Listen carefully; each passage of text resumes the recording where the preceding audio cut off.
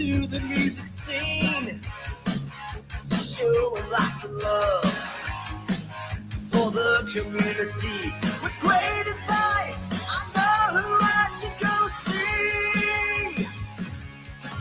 So around town radio show is where I go for the latest plans. Yeah, good afternoon, everybody.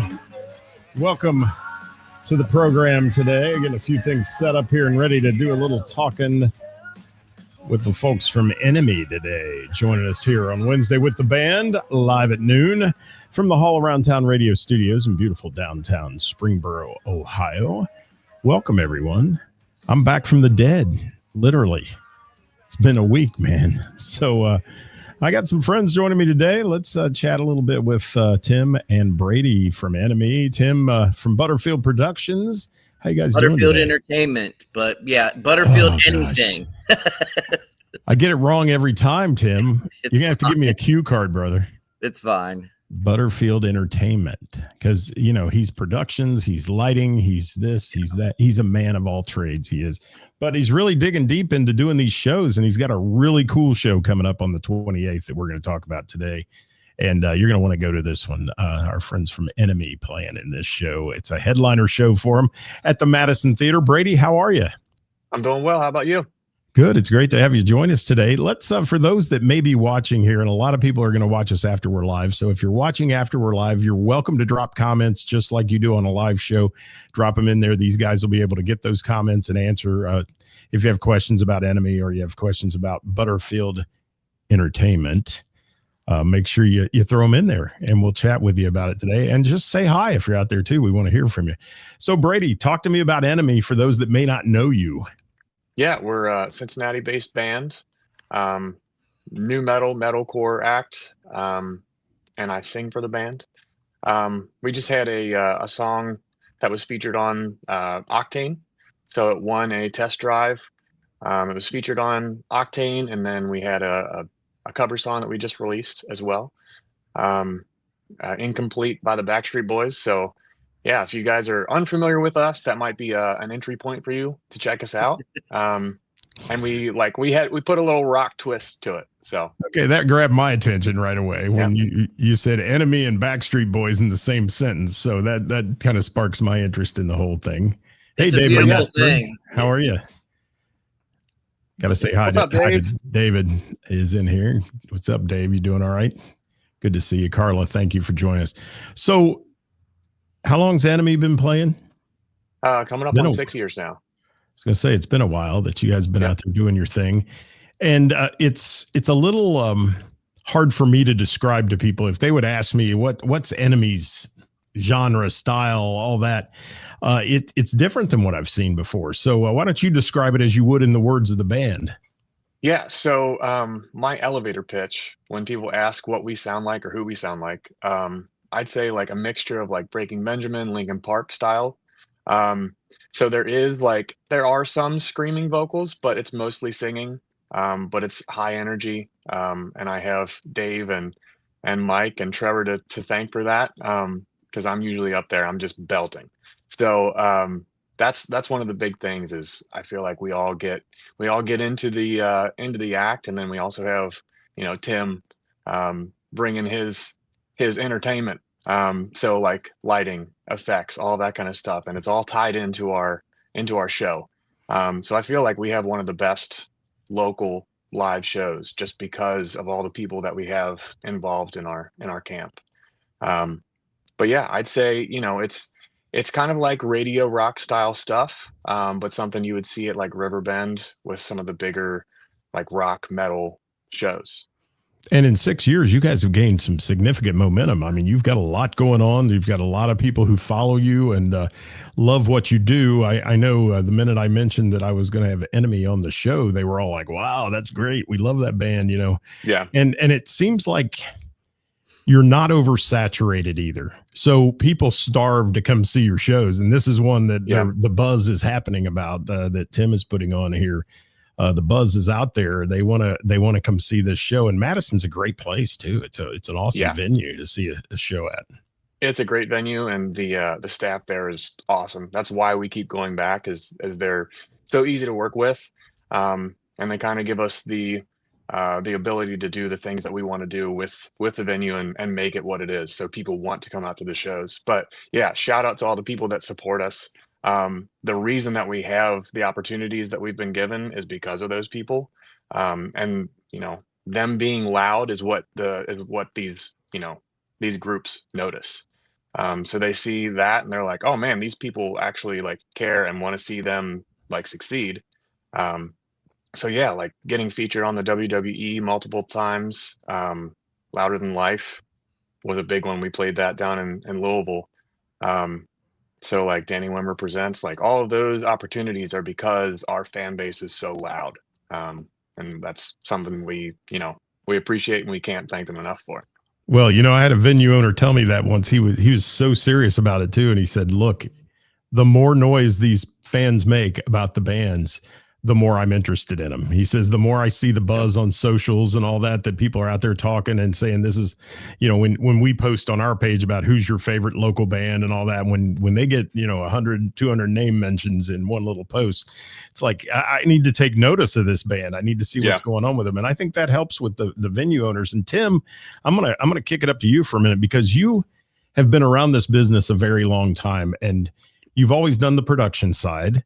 Yep. And your production, let me just start by pumping your tires for a minute. Your production is over the top wonderful. I mean, it's just some of the best I've ever seen, lighting wise, especially. You decided to dabble in concert promoting and to put these shows together. Why did you do that? We covered this last time I was on a little bit, but basically I see a lot of tours, a lot of shows come through the different venues, big and small. I work with multiple bands, and I run a successful engineering company, and I just got tired of kind of, again, no offense to any promoter, any venues or any bands, but I'm like, I can do this. I want to do it. I'm blessed to be in a position, even financially, to be able to do some of these things. But I started following ENMY a while ago. I can't even remember. So let me talk about the production for a little bit. We have Andy Kirk on sound. I was brought in to do lighting for ENMY because their normal lighting director, which is Bowen Moss, good friend of mine now, was out touring. So I did some shows with them. This has probably been 3-4 years ago. Bowen is now back. He did the last show at the Madison. I will not be doing lighting for ENMY for this show, but I will be helping Bowen. In fact, we're going to start loading in production for the show at the Madison Theater next Monday. So myself and Bowen and the guys will be there for rehearsal on Wednesday night. This production, from Bowen is top notch. I mean, he tours the world. He's the real deal. I live vicariously through him. I'm 58. He's 27, maybe.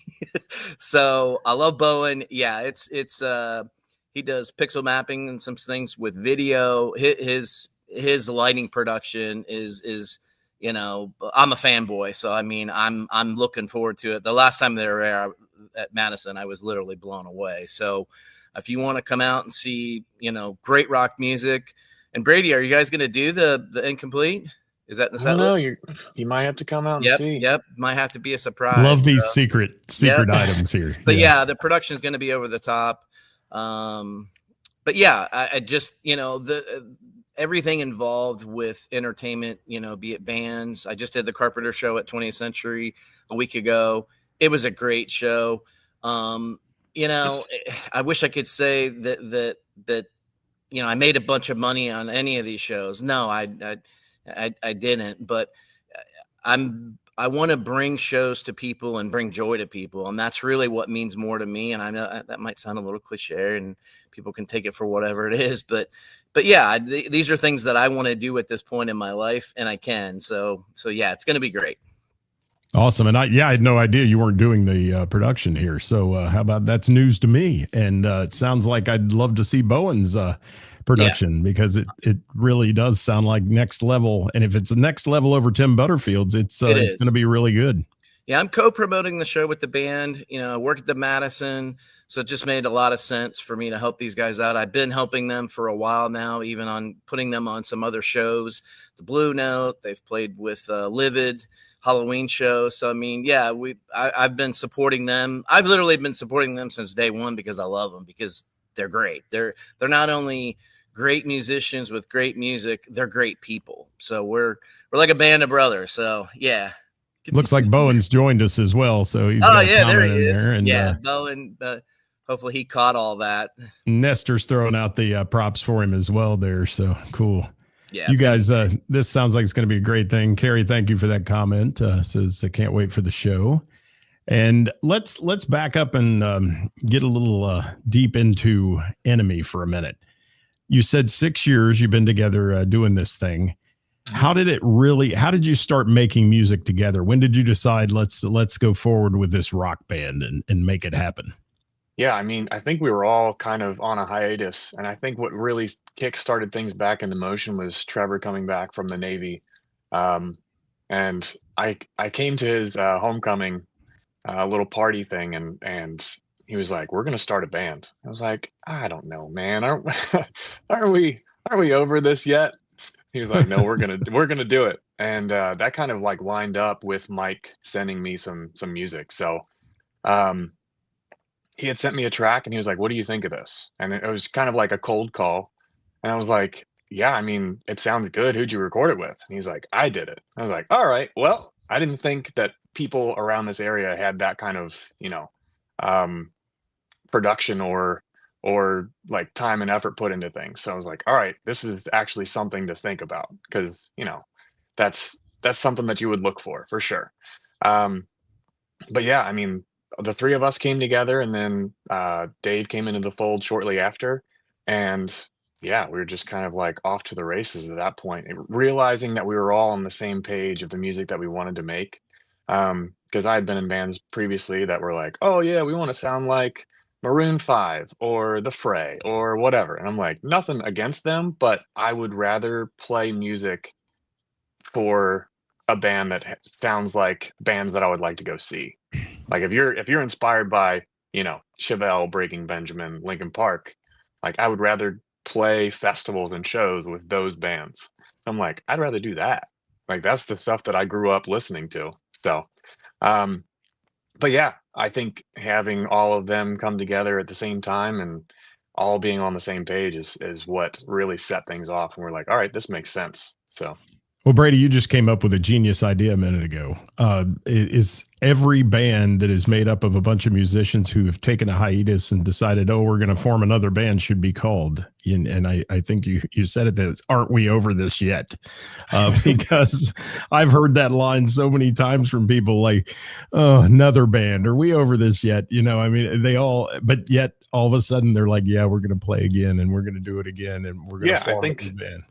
I think that's a common thread with musicians is we're gluttons for punishment. We have to be inspired, and usually that comes from suffering. So yeah, I've seen so many walk off the stage on their last show. Yeah, the last show, and then next week they're back up there doing it again, and it's good. I mean, we need people, and we need musicians like that who want to still give back to the music community. And you guys, like I said, have built this music community. And somebody asked me the other day, they said, what is behind the name ENMY? It sounds angry. So what does that mean? yeah, I mean, so we actually, when Trevor and I were first working on like our first songs, we're like, we kind of had an idea of where we wanted to go, what we wanted to do with the band, and we just never felt like we had a fair shot like in the local scene, because like I said, we have a good fan base of people that are diehard supporters of the group. um, so it was always just like, man, we never feel like we get a fair shake. And some of the other like local artists never like say, hey, these guys are doing really well, let's put it on our show, or that kind of thing. Or we release something and it's like, I think the new age term is called dry hate, where they're not like actively like, oh, this sucks, but they don't give you the recognition that you should get. So we're like, maybe we should play off of that. Maybe we're just the enemy of the local scene. So But I do feel like there's a lot of other bands that feel like that. I just felt like we should capitalize on that idea, and have some meaning in the name. So we're like, that gives us the drive to do what we do. But yeah, I mean, the reason that we spell the name the way we do, is just to like solidify some of those like web links. So like we could have spelled it enemy, but I felt like if you would just Google enemy with the regular spelling, you're not going to come up with that, with our stuff. So that's part of the reason. And I was like, you know what? Like Lincoln Park doesn't spell their name correctly. Corn doesn't spell their name correctly. Like we can use that to our advantage and also give people kind of a visual idea of what they're in for. So yeah, that's kind of like the short version of how we got our name. Well, I want you to think about, I'm going to ask you a question in a minute about writing music. And I'm going to kick up to Tim one more time, though. Tim, you love the Madison, obviously. You do a lot there. Tell everybody that hasn't been to the Madison the advantages of a show there, for one. It's a typical old theater. It's, it has a fairly large stage. We've updated the lighting rig over the last 2 years. It has a killer sound system in there. I mean, geographically, it's in Covington. I mean, it's right across the river. It's a good sized venue. I think we are 1,200 cap room downstairs. I mean, we can pack a lot of people in there. It actually has a pit in front of the stage, which is kind of cool. But yeah, it's just a great venue for these kinds of shows. I mean, Bogarts for a little while this year had to move some of their shows down there, so it's some really big shows down there. I mean, it's known as kind of a rock venue that's a little more regional, versus your Andrew Brady's and Megacorp venues. Well, and I've always enjoyed it. Every show I've seen there, it's got great acoustics. It's a wonderful, and some people say, oh, it's hard to get around Covington and it's hard to get. I've never had a problem finding parking or getting to the venue that I've been down there. Now, does it get busy if there's something competing with it across the river? Yeah. If there's a Bengals game, if there's things like that going on, that whole area is going to be busy. So you just might as well leave early, get there, enjoy some of the restaurants in the area and the little small spots, and then go to the show. And wonderful time you can have at the Madison, and so easy to get in and out of for my blood. I like that. And back to the highway if I need to get home and all that. So really, really good stuff. And Tim, thank you for putting this on too. Yeah. I mean, I'm there to support the guys. I have been, since I started working with them. So it's a good, and kind of, I'm trying to bring in maybe a different demographic, to the band that may not be exposed to them. Like we talked about, even yesterday with Karis, and it's impossible to over promote. It just is. I mean, and I've really come to that realization. You can throw money at it. You can do all the algorithms, but it's impossible to over promote. So, I mean, I've already had people reach out to when I worked this out with Michael, I said, hey, let me try to bring in the folks that don't know you, that are maybe a little older and a different demographic. And it's working. I mean, I had people reach out like, hey, who's this band? What are you doing? They know me from the other bands that I work with and the venues that I work at, so I'm trying to, bring some value there. And I'm sure I already know there's going to be people there, from my friends group, Facebook, that probably wouldn't have seen the show or been aware of the show before.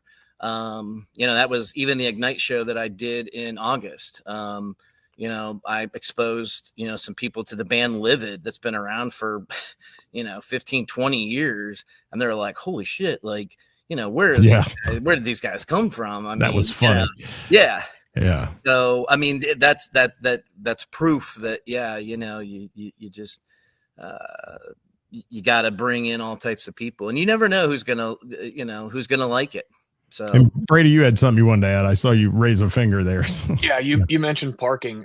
There is parking right behind Hotel Covington. So it's like, parking garage, a block less than a block away. So yeah, there's parking all around there. It does get busy down there, but there's some really great restaurants. Get there early. We did have a VIP event. I believe, Brady, that is sold out now. Yep. So we limited the tickets for that. It is sold out. But yeah, ticket sales are doing really, really well. In fact, right out of the gate, as I compare this to even other shows, we sold a lot of tickets in the first day and in the first week. And then, of course, you see a little drop off. But, these guys are really masters at the social media, their marketing, their graphics. They release songs on a regular basis. They really have the social media stuff down. Brady, I think you kind of work in that area. So, everybody My brings different things to the band. Yeah, we all try to trade off Yeah. on posting and making content. So yeah. And let's talk about creative process, Brady. You just said that, and I had heard that the band is really deep creatively and has so many people with different talents that come together to make this product what it is. So, talk to me about your creative process as a band when writing new material, because you do release a lot of music. Yeah. So ever since the beginning, we got started in the middle of COVID, essentially. So we our like voice notes were our biggest friend. So we would have like Mike or Trevor send over stuff, and I would say, "Oh yeah, I have this idea like for a melody," and I usually know if it's going to be something that pops off. If it's if I have something right off the bat with a vocal melody over a chorus, and we usually start with a chorus. Um, so yeah, I kind of get the vibe for what the song is going to be about just by the notes that they choose and the progressions that they use. Um, and that's kind of like where everything starts. So it's instrumentals, and then I'll have an idea for vocals, and then we flesh out the rest of the song instrumentally, and then I kind of go through and it's usually like a um, figuring out what is the most catchy thing, and I'll do like syllables. I'll do like vocalizations of like just da da da da da da whatever, and then I'll go back and place words through there, and just kind of like that's like the biggest puzzle, is trying to figure out what words fit where. But yeah, I mean it's cool to like be part of that process. That's one of the most fun parts for me. I think that is for most musicians, is having something that comes from nothing, or just like a little spark, and then um, by the end of the day you've got like a really cool song that you're proud of, and you have like you know you put a lot of time into the lyrics, and then you have like a great end product. So So, any particular rituals or routines the band has for the creative process? Anything that's like, you have to get in this gear in your head or whatever? um we usually know that we're in the groove when there's like hyped messages in the chat. So we have like a band chat through text messages, and if somebody's like, "Oh yeah, this is the one. This is the heat. This is whatever." Um so we can usually gauge if something's good by the response in the group. And that's something that we've been really fortunate to have is we're into the music that we play, so we kind of scratch that itch ourselves, but when it's released, other people are into that style as well. So it's kind of um, like a double benefit when it's like we're doing something that we enjoy, and then other people enjoy it as well. So it's like it doesn't get any better than that. So Well, one thing that always makes me curious is to a band that puts out good product and good songs. And like you said, you're talking syllables and you're putting the right words in, and you probably toy with that for a long time. But how do you handle as a band disagreements and conflicting ideas? How does the band handle that? If one guy says, "Man, I don't like that at all," but yet yeah. you think this is the best line in the song, how do you deal with that as a band? Yeah, I mean, the biggest thing is, like when we first started, that was one of the agreements that we had was whatever's best for the band. Um, and it's always band forward. It's never like, oh yeah, I like this person gets to say over this person or whatever. And we've kind of let our producers that we work with up in Grand Rapids, John and Nick, we let them, just because they work with so many big bands. Like Falling in Reverse, I Prevail, um, just to name a few. I mean, like Skillet. So like they've worked with so many big bands that we trust when they have input, um, that they have our best interests at heart.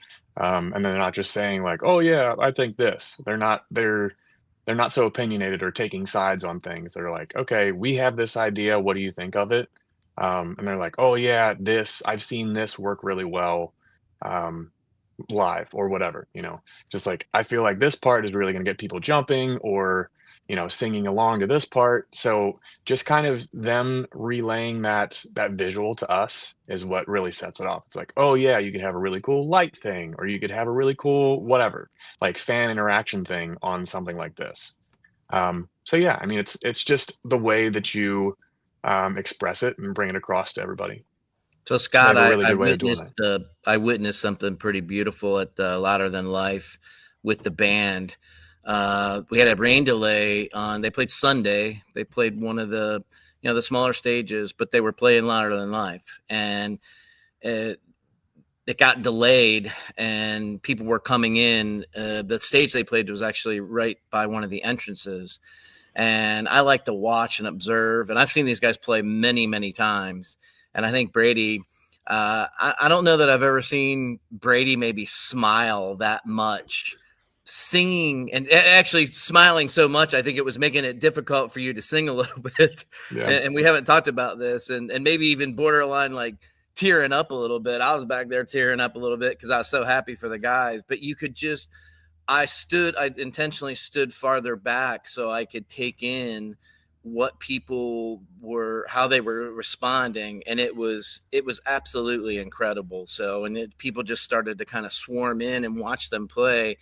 And as they played each song, you could just see people kind of shaking their heads going, yeah, this is good. This is great. So, but I was so happy for the band and Brady, maybe you can, say a little bit more about that. Cause that's kind of the proof is in the music, good music. I say this all the time. Good music is just good music, and good music stands that, everybody has different tastes, but when you have good music, your people are going to like it.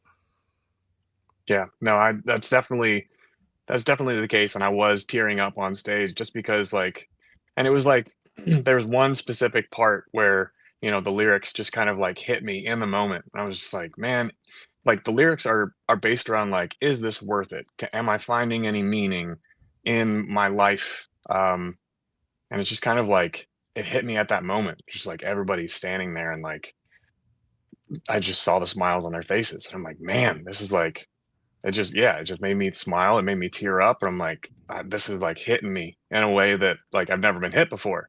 Just because it's like they're staring at me in the face, like we're proving you wrong right now. We're proving you wrong. Like it is. I'm getting worked up right now.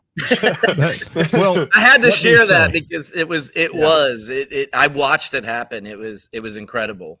Tim kind of segued into what my next question was going to be, and that was going to be describe your most memorable moment on stage, and it may very well be that, I don't know, but and why it was so special to you. Yeah, I mean that's the fact that when we showed up, we were like, all right, we're all stoked. This is our biggest opportunity yet. It's the biggest festival that we've ever played. And then like the rain clouds rolled in. And we were sitting in the van and we saw one of the big screens at one of the bigger stages. And it was like rain delay, everybody move back to your cars, wait, shelter in place, that kind of thing. And we're like, oh man, like, so we were for sure, we're like, all right, well, we're not going to play, but at least our name was on the flyer and people saw it. So yeah, I mean, it was one of those things where we're like, well, I don't know, is it going to happen or not? So Dave was like, you know what? I'm going to start setting up my kit. It's going to happen. Like, and Trevor was like, you know what? I think it's going to happen as well. So they were setting up their gear, and I was like, Mike, you better put your show clothes on. And he was like, I don't know, man. I don't think it's going to happen. But we ended up getting all of our stuff onto the stage. Well, I think it was still raining when it happened. So we were like loading stuff in. We were like not sure if we were even going to play.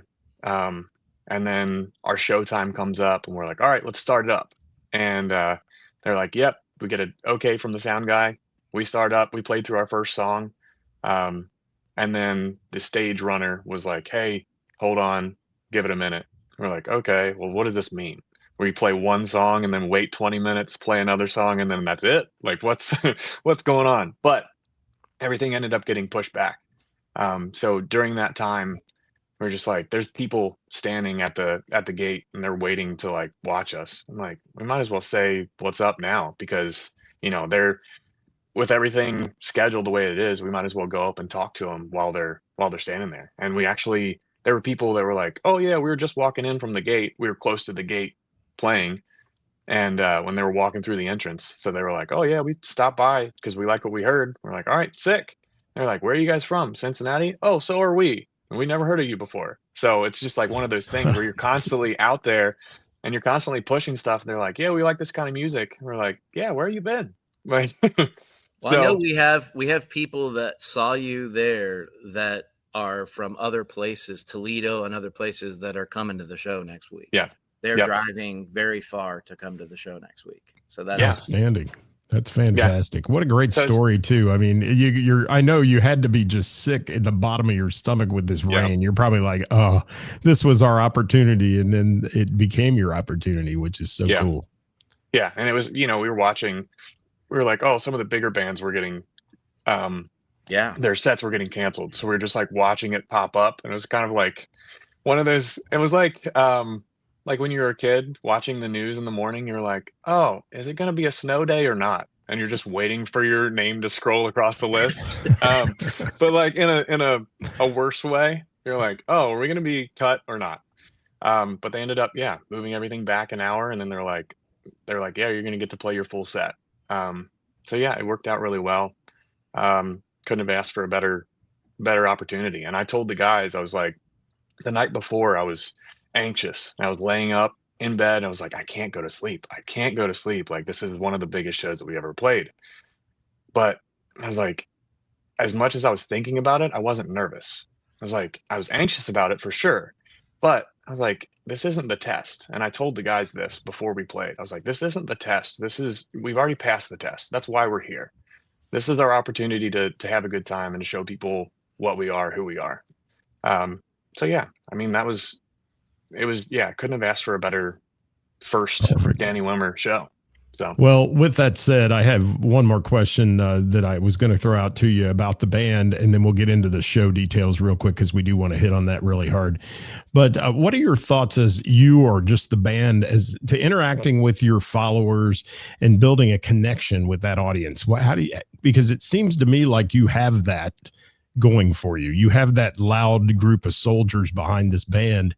So how did you develop that, and what's your thoughts on keeping that momentum going?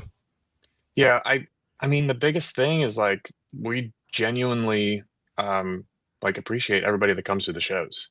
And that's just been the mindset since the beginning is, those people could do anything else. They could be doing anything else with their time and they come out to our show. And that means a lot to us. And we just want to we want to be able to say thank you to everybody that does that. So, that's kind of been our mantra, our mindset with live shows, like talk to everybody after the show. If they want it, like they took time out of their day to come see the show and they are that excited about talking to you, like be available that they can talk with you.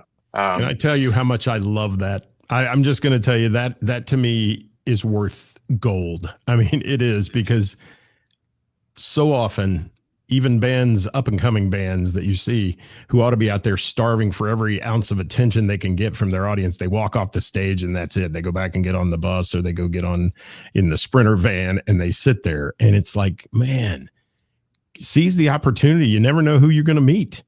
Yeah, It really might be a don't. club owner from somewhere that's going to book you and you're going to have a killer show or, something like that. It's just Yeah. what No, you it's said there is so important. It is. yeah. I mean, that's if I could give any words of wisdom to like newer bands, it's that you need to talk to those people. Like those are the people that are at the shows. Those are the people that go to shows. So like make the best of your opportunity to seize that moment and to meet somebody new. You never know, because like I met a dude from Louisville that was at the show we played with Vended, and he was like he had a Nita Strauss shirt on. I was like, oh, cool shirt. Like I've seen her before, and she's a killer guitarist. So he was like, oh yeah, just start up those conversations. And it's like, what else are you doing? You're gonna go to the bar and what? I don't know. Sit on Talk to your phone? buddies that you ride Like that- with 1,000 always, miles. I've been going to shows since I was like 14. And it's just like those interactions at shows, talking to people, and like, oh, you have something in common with them already. You're at a show. You're at the same show. Like that's enough of an icebreaker to start up a conversation. So I don't know. That's just Brady. like the I community. watched a guy the other night at a show, or this. Well, I shouldn't say the other night. It was more late into the summer, and they got done. They were an opener for a big band, and they came out into the audience, and they just were mingling. And all of a sudden, this large group kind of surrounds him. He's like, "Hey, everybody!" He goes, "I got to be over at the merch booth. They want me over there, so come with me. We'll talk over there." What a master this guy was! I mean, he was like selling the elixir on the corner type guy, And he's like, "Come over to the merch booth." Next thing you know, this group of 12, 15 people are all buying t-shirts and everything they can buy there, and he's chatting it up with them. I thought, yeah, you knew exactly what you were doing. You're putting gas in the van, man. That's how that works. I mean, yes and no, because I'm usually the one that they say, all right, we're going to tear down our gear. You go man the merch booth and talk to people. So it's like, I can see that, but also like, if you want to talk to people, like you don't want, and if you're the headliner, you want to like move people away from the stage. So it's like, you're kind of doing the venue a favor by moving out towards the merch area. But yeah, no, that's great. It worked great for him. A happy coincidence for sure. It was, yes. So let's talk about the show going on next Friday, not this Friday, but next Friday. Black Friday with ENMY. That even sounds more powerful. Yes. All right. Black Friday with ENMY at the Madison Theater. And Tim, you want to cover the details again? I'll scroll it across the screen here as we go too. Okay. The doors at 6. That's what's on the event page. Shows at 8, 2 openers, and then ENMY will headline the show. Bring your family. It's going to be Thanksgiving the day before. So bring your cousins, bring your grandma, bring everybody. And because you got nothing else going on Friday. So, I mean, you don't need to go shopping. You need to come to the show. Right, Brady? Exactly. Yeah. Rock that turkey off a little bit. Everybody's in town for Thanksgiving. Yeah. Which is usually a good plus for shows like this on the day following, honestly. I mean, and there's, not everybody's going to be Black Friday shopping. You're going to be Black Friday rocking at the Madison that night. And honestly, what are you going to do? You're going to stand in the cold and the rain for $20 off of a TV. You don't need that TV. You need to go to a rock show. Yeah. Brady's getting Best Buy hate right now out there on the internet, Absolutely. And and tickets are available at the Madison Theater website, guys, for the show if you want them in advance. The VIP is already sold out, correct? The VIP meet and greet is already sold out. And just an awesome show in Covington, Ohio, coming on the 28th, Friday night. And you got to get there. You got to check it out. And Brady, you've been a wonderful guest, man. You're very articulate, and thank you for being a part of this. I appreciate it. Yeah, thank you for having me. Covington, Kentucky. Kentucky, Madison. Yes. I said Ohio, right? Yep. Might as well be both there. I mean, it's Kentucky. Yes, Kentucky. It's a cross the bridge, walk the bridge, do whatever you want. But a wonderful place to be. So, with that said, one final question I ask everybody I interview. Tim knows what it is already. He's had it a few times. Brady, I don't know if I've ever even had a chance to talk to you, but we're going to talk to you right now about it. If you could take the stage with any one person or band, past or present, who would be your bucket list item? Ooh. I don't know. I feel like it would be electric if I could have been, not even take the stage, just going to a Queen concert. Queen is always a big one for me. Yeah, I'll take that one just all day. So good. Okay, Queen it is. Tim, you've shared it before, but do you want to share it again? Can I change my answer each time? Who would you like to do lighting for? Let's do that with you. I'll twist it up today. Who would you like to be the lighting director for? Lincoln Park, which is probably one of my all-time favorites. So I didn't see that coming. So yeah, huge that's Lincoln good. Park fan. So yeah, I'm a huge Lincoln Park fan. So All right, I'll change my answer. Chester. Lincoln Park. Yeah.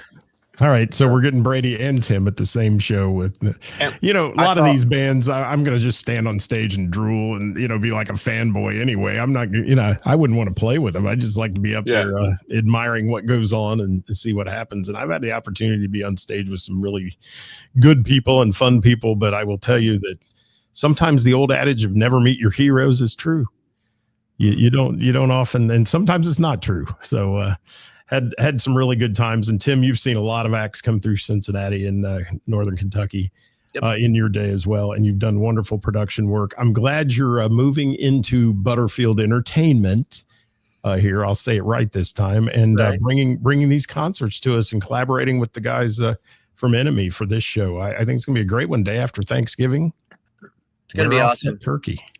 Yep. It's going to be awesome. Look for some more shows going into next year. Again, already planning the next Ignite 2.0 show probably in August of next year, and we'll see what else we can get on the calendar. So I'm still learning as I go, and it's a lot of work, but I'm having fun, and part of it is like bands like ENMY. I mean, I just love the guys. I love the music, and I get to hang out with really cool people. So. That's Tim, you've got some stuff coming up too, right? You've got some lighting shows and things you're doing here in the next week or two that are big shows. Yeah, shameless plug. Actually, everything that's behind me is for the Signs of Life rehearsal here in my facility for lighting, and that is Friday at the Madison. And I'm pretty sure doors similar, 7:00, shows at 8:00. That's Signs of Life, Pink Floyd tribute band. And then Saturday night, I'm back with the boys in Crown Watts at one of my oldest house gigs, MVP, over in Silverton, the old Never on Sunday stage. So looking forward to that one. So, we got some other great shows. Bands. I've seen Signs of Life and Crown Watts, great bands, and you're going to be there with the production side of things as well. So thank you, Tim. Yep. Brady, thank you, Scott. Thank you so much. Hope to catch you guys again soon. Like to have the whole band on someday if we could get them on and we chat about the band and all that. We got a little deep into it today, but I think the people out there would love to hear more about ENMY, who's, if you haven't seen them, guys, get out and catch them. Good stuff. And they're going to be rocking the house at the Madison next Friday night. Great. Hope to see you guys there. All right. That's Scott, all we got today. Again for all your support. Love you, man. I really, everybody appreciates what you do for the community. The show format is always great. I hope you feel better. Yeah. I've been to coin a little disturbed there. I've been down with the sickness for about 7 days. So, it's been rough, but I'm back among the living and glad to be with you all today and glad we could pull this off and hope you have a great show, guys. Enjoy your show on Friday next week. Yep. And Brady, thank you again. Tell the boys, hey, and tell Nestor to get it together there, if you will. All right. So he's always got it together. I know. I love the guy more than the rest of us. I've had him on the show before. He's great and wonderful band you have going for you. So thank you guys again. We'll catch you next time. Thank you for having us. I'll be live tomorrow at 5. Join me, folks, live at 5 tomorrow with Who's Playing Out, the best musicians and bands and venues in the tri-state and who's playing where for the week. Thanks for joining us. Get out and support live local music and the bands and venues that bring it to you, everybody. Bye for now. Hang with me, guys. Just a second there.